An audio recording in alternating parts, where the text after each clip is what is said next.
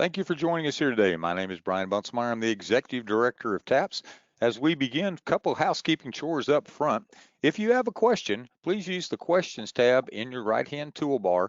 We'll get to those as soon as possible as we walk through. If we don't get to your specific question, feel free to call us or email us later as we can walk through those questions.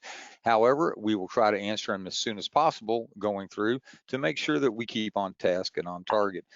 I appreciate you being here today as we prepare for our dance competition. I know it's just a little over, well, 2 months away at this point, so we're getting close. It's time for you to prepare. And as we walk through today, again, we want to help you for success.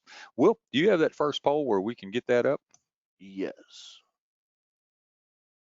Go answer this question for me. What TAPS role do you mainly serve? Administration, fine arts administrator, dance coach or director, or other?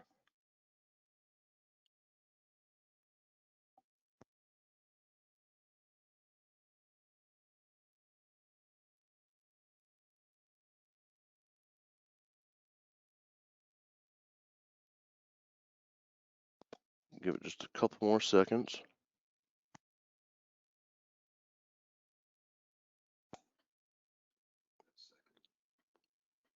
All right, we've got one more poll for you.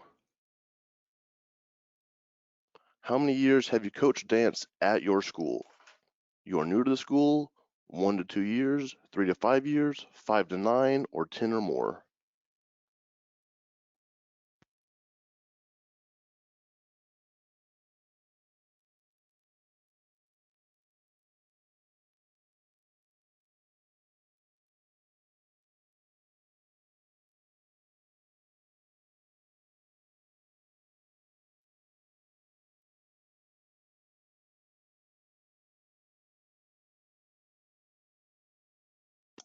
We're getting a couple more votes in here and give you just a little bit longer.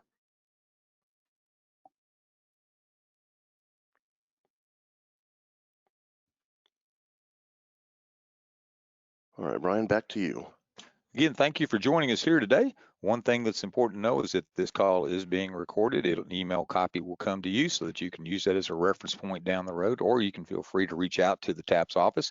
We're going to flip on down to the staff slide. Again, I am Brian Bunselmeyer, the Executive Director, joined by Vina Williams, our Fine Arts Director, Robert Huckabee and Steve Perdome, our Associate Directors, and the rest of the staff here in the office waiting to help you. John Skees, our Director of Media. Will is our Assistant to the Director with Media. We have Kelly and Rhonda to help answer your questions as you go forward about rank one and how to get folks in. They're here in the office, and then Mr. and Ms. Gunlock are here to help with eligibility. So as we move forward, appreciate all of our staff and how they work together to help make our events successful. Vina, why don't you talk a little bit about our leadership committees today?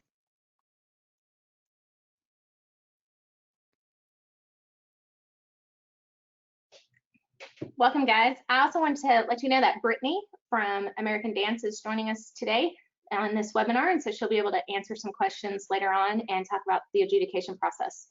Our leadership committees for fine arts, we have a dance committee that assists in developing the event and helps mentor other directors. If you'd like to serve on this committee, then just send an email to info@taps.biz and just let me know of your interest. But throughout the year, we just try to connect our dance coaches with our committee members so that we can help develop a community within us and make sure that we all are listening to each other and helping each other develop the best event that we can.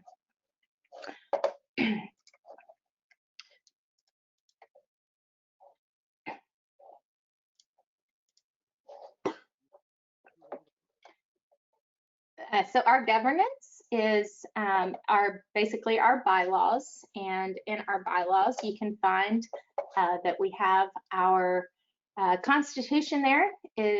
Robert, can you talk about our bylaws? Sure, Vina. Y'all hear me? I cannot hear you. Hang on. We're having a little bit of technical difficulty on our side. If we can hold on for just a moment. Test, test, test. We're good? All right. Thank you, Vina. Sorry for that little technical glitch there. Constitution and bylaws, our TAPS governance, our Constitution, Articles 1 through 7 are basic foundational principles of our organization regarding membership in TAPS and student eligibility. Our general bylaws are in sections 1 through 129. Our athletic bylaws are in 130 through 144. Sport specific is 145 to 197. And relevant for this discussion today in the world of fine arts, those general bylaws are in 198 to 202. Program specific are 203 to 261. As we move to the next slide, the dance rules are found in 261, and for dance we follow the NFHS spirit rules. Vina?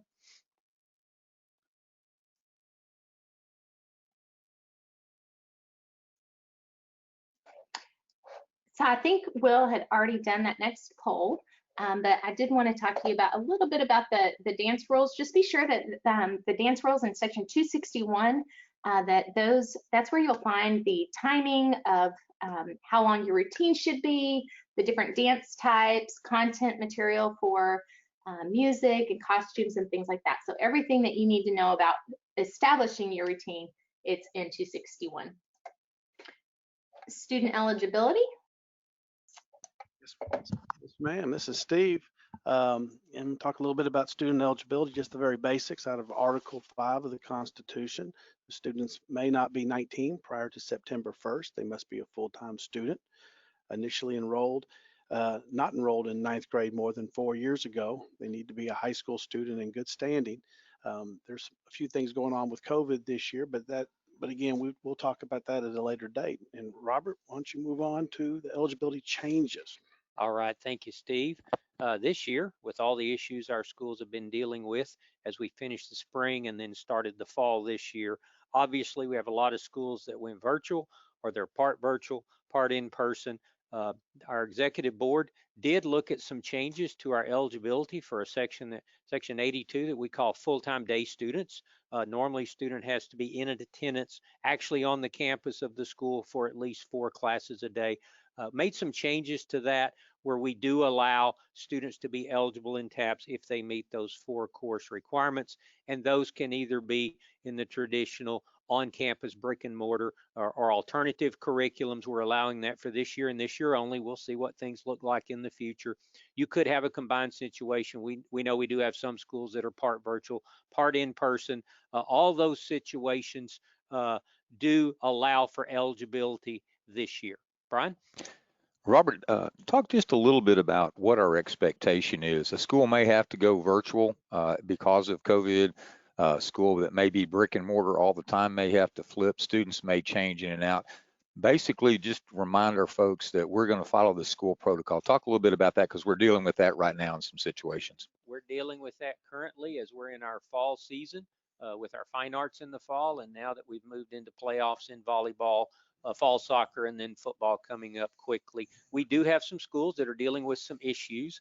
What we have said in our protocols, we'll visit a little more detail about the COVID protocols later in this presentation, but we have said you need to have your protocols in place at your school for how you'll deal with particular situations, and then those protocols that you use during the school day need to be followed similarly for your extracurricular activities as well. For example, if you have a positive situation and you have a group or a cohort that you isolate, or you just isolate that individual person, whatever your protocols are at your school, follow those same protocols when it comes to participation for practices and for competition in the world of fine arts.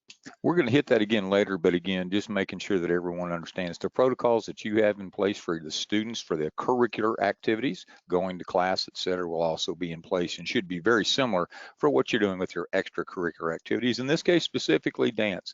So we're going to drop down off the eligibility changes. We're going to talk about health and safety. Again, each school should have an emergency action plan. You should have had your young ladies and young men have their physicals and their medical histories. We do need the cheer and the dance certification as you go to classes, et cetera. The biggest change this year is the aerosol study. The National Federation did publish an aerosol study. It talked about the particulate matter in the air. This all goes back to COVID beginning in March. So this is one of those things that as we looked, that's why we're leaving it up to individual schools to make their determination. Do you have to wear a mask when you're performing or not performing? That's strictly a school decision. TAPS won't mandate that. So just so everybody understands, we're going to hit COVID 2 or 3 times, but in this first time that we hit it, masks are not mandated while you're actually performing. They would be required when you're in your group, if you're walking around, if you're changing, we would encourage that. But once you're warming up and once you're performing, the school may require it, but TAPS would not require. That next slide shows you NFHS Learn for the courses on general health and safety, and that aerosol study if you or someone at your school desires to read a little bit more and figure out exactly how aerosol is presented. So, Will, let's drop down to communication. I think, Vina, we're headed back your way. Thanks, Brian. For communication with the TAPS office, there are several different ways that you get information from us. Our main webpage is taps.biz. On the website, dance does fall under fine arts. And so to get to the fine arts pages on the black menu at the top of the website, you would just click fine arts. And then there's individual activity pages. Will, could you take us to the website? So just go into taps.biz. When you click on TAPS Biz, up at the top, there's Fine Arts. And then you'll click on Dance under the Performing Arts. And then this is our dance page. This dance page here has our important dates.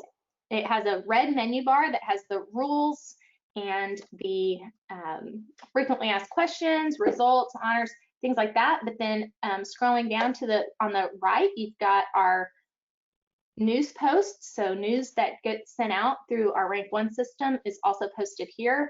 And then scrolling down, you'll see that we have the awards, where we'll post awards and things like that for this year. But then also it has our rubrics and our information for the event. So individual entry information, solo and small ensemble information. And then later on, once it's time for our event, we'll have our live stream there. So this is where you will find all the information that you need. And then when you need to contact us and when we need to contact you, well, you can go back to slide 19. Back to our presentation, we have a website that we use. Rank 1 is the database that we're using. And so your athletic director will need to get you set up with that. We'll talk about that in a minute. Also on the website, on the activity sidebar, like I said, we have that director's corner where we're posting all the emails that we send out. But if you have to send us information, you could do that through info@taps.biz or use our contact link on our website. And those emails come to our office and we can get back to you. Based on your question, the different people in the office will be able to answer those questions. Thank you, Vina. Speaking more about Rank 1, we need your help. We need to have all directors in Rank 1 and all their information. The communication that we'll pull, your contact information we'll pull from Rank 1 for direct emails or whatever. We also can do push notifications at times. If you're having issues with Rank 1, some of the issues can be taken care of through the TAPS office, talking to Kelly and Rhonda. They're getting to be very good at Rank 1 and figuring out what's going on. There's also some things that you might have to go directly to Rank 1 about that have to do particularly with your school, not necessarily what's happening with TAPS. And then some schools are making more use of Rank 1 in other ways. And again, you would deal with Rank 1 directly on that. All the coaches and directors, the coaches and sponsors, they need to be in compliance. So whatever coach, assistant coaches, all of them need to create their own profile inside of Rank 1. Make sure it's complete and accurate, not just for the head person, but all the people that are involved. That's very, very important. And also the professional acknowledgement of rules, the scope, education that's necessary. You can sign off inside of there and it's done automatically. So make sure that all your folks that are part of your program are in Rank 1. And do that, and then from that point on, we can move on and we can move forward with what we need to do. And so again, it's all done automatically. Now, moving on to students. Robert, talk a little bit more about some of the dancers. All right, Steve, thank you very much. By this time of the year, hopefully your school has all of your students already in Rank 1. They should already be in Rank 1 system. That's our database for all of our students, for our eligibility, for all the forms that they need to complete. Once they're in Rank 1, the parent and student needs to go in and complete their profile. It's called a student profile. They need to complete that, answer all those questions, make sure those are answered accurately. That's the place where they'll also sign their student acknowledgement of rules, which we've required every year in the past for many years. Now that's done online. They'll also be prompted to complete medical information. Dance is one of those fine arts that does require every year a medical history and a physical. That medical history form will populate for you in Rank 1. They can complete that, submit that online. That goes on file at your school for them to use. Physicals are also required. We require them annually. We're requiring them this year as well, even with the COVID situation going on. We do understand there have been and may continue to be some situations where you might have your own doctor or pediatrician that you use for your annual physicals, and you may not be able to get into their clinic. They may not be seeing patients or they may be backlogged. You can use the one that you have on file from last year or as recent as possible, but please keep tabs on that. Be diligent about getting that new one done and uploaded into Rank 1 as soon as you can. So those are still required. Get those accomplished as quickly as possible. Brian? So Robert, would it be safe to say that each year we're going to require the students, the directors, the associate directors, et cetera, to update and to complete that staff or that student profile? So that's kind of one of the sticking blocks we get onto, is if you haven't completed that, if you haven't said yes in the right places, if you hadn't said no in the right places, and definitely update emails or phone numbers if they've changed. So make sure you get your staff profile complete and help your students to make sure you walk through, check with your fine art director, or in the case, it may be your athletic director that will walk you through that. Yes, that's correct. And your school might have some school-based forms that they require as well. They have the opportunity to put those in Rank 1 as a part of that system. If you have a student that's transferred in, or maybe an international or student not living with parents, those things may apply as well. Rank 1 has a system where if you've done everything you're supposed to and all the forms that are required based on the activities that you've signed up for, when all that's done, that student will change from red to green. Red means you're not eligible yet. There may be some forms or information missing. Reach out to those at your school or reach out to our office and we can assist you with that. Green means they're good to go. And then as we move to the next slide, we'll talk about building our rosters in Rank 1. What you need to do, you need to create your roster for dance. You'll create your varsity team. You'll build your roster. The way you build your roster is you'll get populated your entire list of students at your school, and you just pull them over into that roster. When you do that, you'll see if they're red or green. And if they're red, like I mentioned, they're not eligible yet, there's something missing. You can look in the Rank 1 system and see what's missing. It might be you did the medical history, but the physical isn't uploaded yet. It could be a school-based form, permission to travel or something like that that your school requires. Just make sure all that's done.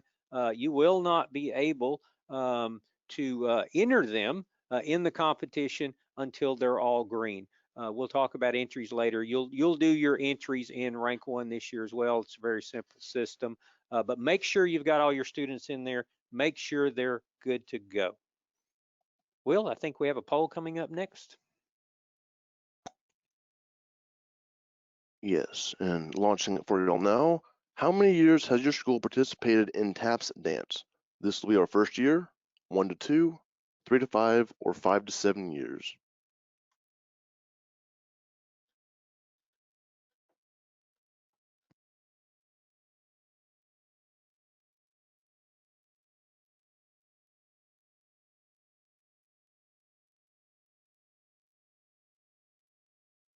Give you all just a few more seconds.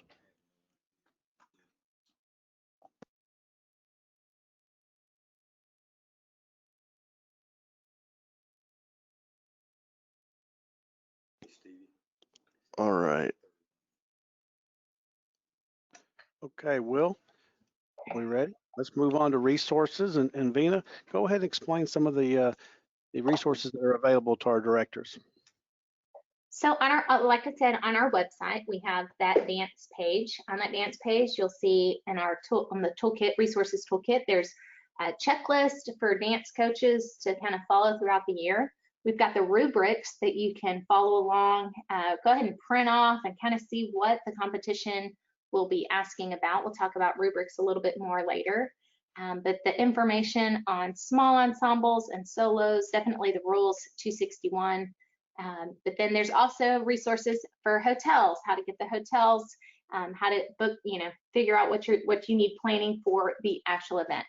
Also on the NFHS website, NFHS Learn, there are some videos and training that you can watch to help you with your planning of your year, but also keeping your students safe.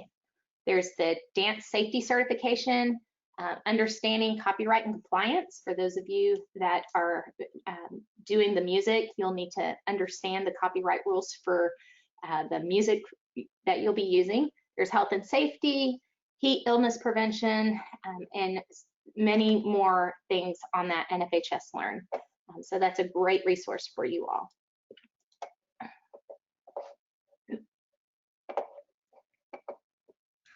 Thank you, Vina. Also mentioning our sponsor, Red Pen Incentives and Red Pen Travel. You'll be able to find their link on our calendar page and also on the different materials that we send out as we get closer to our championship event. And again, they've been a good source for getting hotels, getting it organized for us throughout the last year and a half. But moving on, we need to talk about important dates. And Brian, will you take us through that? Your entry deadline will be that first week of January. When we come back in 2021, follow your emails and you'll get more information there as we get a little bit closer. The actual competition date right now is set for January the 16th. I know everybody's asking, where is it going to be? Our plan is in Waco. As you can imagine, with COVID right now, many of the high schools that we have used and our partners are not ready to commit. That's the best way to say it. They want to see how they get through the fall before they commit to the spring. I think that's true of everything across society right now. But our plan is to be in Central Texas on January the 16th, and we will make that happen. And then our convention, which didn't happen this year because of COVID, we're looking forward to having y'all down to Waco or Central Texas next July. So more information will be coming about that. So www.taps.biz, click on Fine Arts, click on Dance, and make sure you keep going to that website page, because that will have the important dates and the important calendar adjustments as we go forward. And now you've tired of hearing from us. We know that. So we're ready to hear about the competition day and then hear from Brittany as we start going through the rubrics, et cetera. So Vina, y'all walk us through that so folks can get an understanding of what to expect this year. For our competition, it is a one-day event. We do have the varsity teams that perform 2 dances. There's a round 1 where you choose one dance type and perform that, and then your team comes back after lunch and performs a second dance. Now, the nature of our TAPS competition, it is your varsity team actually will compete in both dances rather than you having a set of girls doing a palm routine and another set doing the jazz routine. For TAPS, you do have the same team doing both dances. Now, we do allow for, if you need to sub out a few students on one or the other, we do require that 70% of the girls stay the same for both dances. They are equally weighted, 50% for each one, and then that will determine our champion, that varsity team. Those varsity teams are competing for the championship. We also offer small ensembles, and these smaller ensembles choose one dance. We offer solos also. They choose one dance. Your students can enter as the solo competition. And then at the end of the event, while we're waiting for the awards to be tallied, we do an individual competition with leaps and turns. In the past, we've done kicks, but this year with COVID, since the kick line usually has to hold on to each other, we will not be doing the kick individual kicks this year, but we will still do the leaps and turn contest. Brittany, could you talk about a little bit about the dance types? Sure. So for the TAPS event, you can choose any 2 categories for your varsity to compete. We have 5 different category options: jazz, kick, palm, lyrical, and novelty. And if you're going to the TAPS website, you can see the different rubrics that are associated with each of the different styles of dance. just as a suggestion to you guys as you're preparing for contests, definitely think about what your team's strengths are and make sure that you're selecting categories that are going to best represent your kiddos and what their strengths are so that you can put the best possible performance out onto the floor. And you will have to designate in advance which two styles of dances that you're going to be doing for your team routines. For the small ensembles, that can be whatever style of your choice. If you'd like to see examples of this on our TAPS website, our YouTube channel, we do have a TAPS TV rewind, and basically that's the contest from last year condensed without all the wait time in between each of the routines. But check that out. Check out, see what we've been doing in the past. You can watch the teams from last year, see and kind of get an idea of the feel for the event. Brittany, for those adjudication forms, can you talk a little bit about what the judges are looking for? I know you talked about their strengths. Sure. What their So I just have the jazz rubric pulled up right now, and there are 4 different sections of the rubric. You're going to have technique, which is worth 30 points, execution, which is worth 30 points, choreography, which is worth 20 points, and then performance and showmanship, which is worth 20 points. And then in each section of the rubric, you're going to find different specific items that the judges will be looking for. So in technique, for example, we'd be looking at body placement and alignment, sharpness, control, extension, the execution of your technical skills such as leaps and turns, are your feet pointed, etc. Execution will be looking for things such as uniformity, synchronization, memory, timing, your transitions, and your spacing. One thing to note, I know that they've talked a little bit about some COVID stuff throughout today's webinar. As far as the judge's perspective, if for some reason you do have a hole in your performance, just make sure you let us know in advance. Don't try to, on the day of or the day before, if you have a student that's fallen ill or has an injury or has to be quarantined, don't stress about having to redo your formations and redo parts. Just dance with the hole and let us know. And we'll definitely be flexible when we're evaluating your performance. Choreography, we'd be looking at musicality, creativity, variety, visuals, parts. Do you do groups? Do you do groundwork? All of those types of things. And then the last section, again, is performance and showmanship. I know that they also briefly mentioned about the masks earlier. Again, it sounds like the masks will not be required for your performance. However, I know we've had questions in our office already for our competition purposes about, well, what happens if dancers choose to wear a mask, or if our school requires us to wear a mask? How will that affect our score? And just know that if you are required to wear a mask, that you will not be penalized in any way. We can look at other forms of showmanship and performance, such as your energy level, your confidence, the overall impression. Are you still making a connection with the audience? Where's your eye contact? Make sure you're looking up at the judges. So although we won't, if you do wear a mask for your performance, we may not be able to see your facial expression because it might be covered by a mask. There are still plenty of other ways that you can provide a quality performance with your energy level and your confidence. And again, there's going to be different rubrics for each of the categories. However, the basic outline is kind of the same on each of them. Thank you, Brittany. Part of our competition with the dance, we have the judges collect those scores based off their rubric, and that rank for your varsity team determines your ranking. And so the top 4 schools will be ranked, the schools will be ranked, and the top 4 schools will be awarded, with first place being the champion. But then also the judges will be the schools that get a high score on their execution of what they've performed. They have the opportunity to get a superior performance award. We also give individual awards for all the all-state students, and then For the ensembles, we have those are performing not for a rank within all the small ensembles, but for a rating. So you can get a superior or an excellent score for those small ensembles, and same with the solos. The solos are also based on a rating, and we do give awards for those performances. Now let's talk about a little bit about COVID. Robert, can you take us through our current protocols?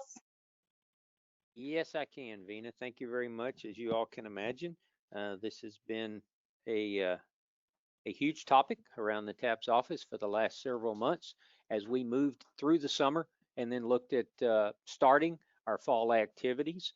We began to develop protocols based on all the other organizations, all the recommendations, all the information that's out there. We're continuing to monitor that, make adjustments as needed, but we do have those protocols listed on our website.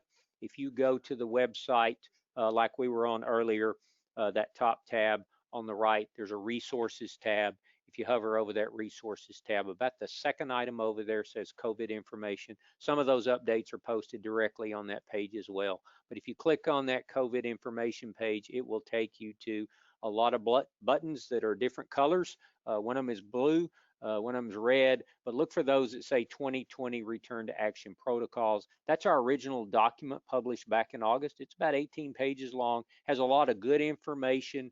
A lot of those things are protocols that have to be in place when you're hosting or competing in a TAPS competition. And then a lot of those are recommendations for our schools in developing their own protocols. TAPS has issued what we call guidelines for minimum standards and expectations when hosting and attending TAPS activities, and you can find those there. As we all know, face mask and face coverings has become one of those topics for which there is sometimes wide and varied opinions about what should and shouldn't be done. We know all of your schools have your protocols in place. Face masks are not required by TAPS when you're actually performing. So for all of our athletic activities, for all of our fine art performing activities, when you're actually performing, you are not required to wear a mask. We do require masks when you're coming and going and you're interacting with others. We do require masks currently for our fans when they're coming in and out of venues. Once you get in a venue, if you can appropriately socially distance, you can take your mask off if you stay with your group or your pod or you're eating or drinking at that particular time. So those are all found in those protocols. We issue updates. Currently, we do have a capacity update for our stadiums and gyms and arenas. That's at 50%. We've had that for quite a time now. We continue to review that every 2 weeks. We just issued one last week. We'll look at it again next week. We are staying at 50% maximum capacity currently for our activities. So that's just a highlight of some of the things that we have in place currently. You can find those on the website, as I mentioned. As we look toward hosting our championship event, Vina, there may be some event restrictions that might be in place based on the venue, based on the circumstances that exist at that time. Do you want to discuss that quickly? Yeah, we just want to let you know that we need to be flexible for the facility that we'll be using. So we might have to stretch the schedule out a little bit more so that we have less crossover with schools interacting in spaces. We might have to have designated seating areas for the teams versus sitting with the parents and things like that. And so just be keeping an eye, especially the weeks coming before the event after we've got the schedule and things like that set out. We will be making sure that our fans understand the protocol for the facility as well as you. And so just know that there will have to have a little bit flexibility so things may not look exactly the same as they have the last couple of years. I think we have one more poll question and then we'll open it up to questions. So if you have questions, you can put that in the chat feature, in the questions feature of the webinar. And Will, if you could take us through that last poll. Do you plan on participating in TAPS Dance this year? Yes, no, or not sure at this time.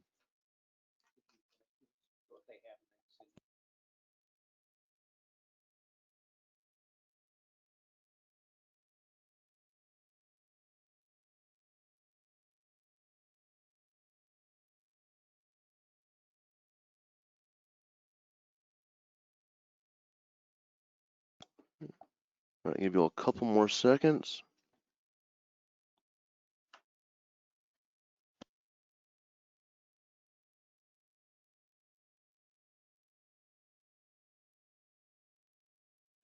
All right, Brian, back to you.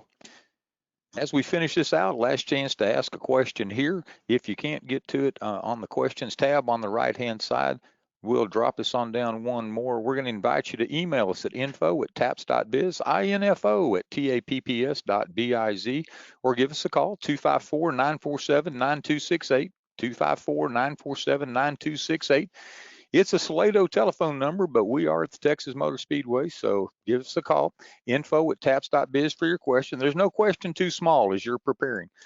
Also want to remind you again, the competition date's currently set for January the 16th. That's the date we're looking at hosting. Where? We're still in the process. As we determine where and what type of floor is going to be available, we will definitely make sure that information gets out to you so that you can prepare your routines. I know that Brittany and Vina can answer your questions as far as rubrics or routines as we get a little farther out. So if you have questions, please reach out to us. Again, we're so proud to be able to offer dance as a competition, both as a large group of solos and the smalls ensembles. It's a great part of the 19 championship events we host here at TAPS, and we thank each of you that have participated and that will participate again this year. As we close out, any questions that show up, Robert, or are we good to go? I have a question about number of dancers per individual competition. Refer to that information that Vina referenced about the size of the squads and those kind of things. Refer to that information. If you need help, we can assist you with that.